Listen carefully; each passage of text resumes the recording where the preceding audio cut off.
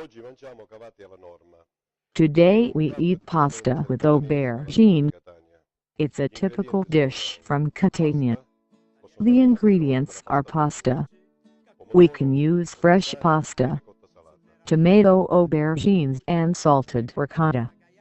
While we cook the pasta, let's fry in the frying pan some aubergine slices we already prepared.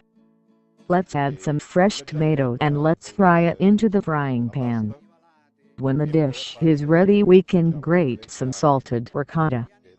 We use typical Sicilian cheese. The dish is ready. Del pomodoro fresco e saltiamo il tutto in una padella.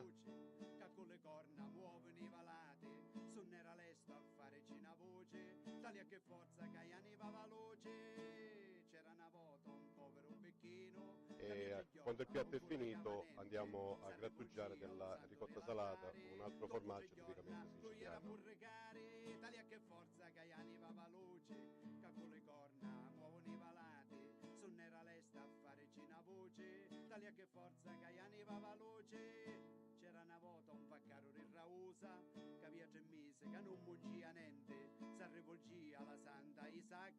Dopo 3 giorni c'alla un po' a vacca, taglia che forza che ani va veloce, che con le corna muovono i palati, suonerà l'esta a fare cina voce, taglia che forza che ani va veloce, c'era una volta un zanzale pescarano, che via 3 mesi con contrattava niente, si rifugia a San Vincenzo re cavalli, dopo 3 giorni ci si caribati, taglia che forza che ani va veloce, che con le corna muovono i palati, suonerà l'esta a voce, taglia che forza che anni sa la luce.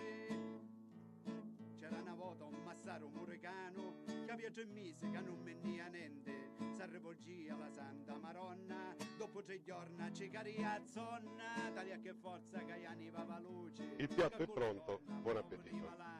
Suonerà l'esta a fare cena voce, taglia che forza che anni va la luce, taglia che forza che anni va la luce.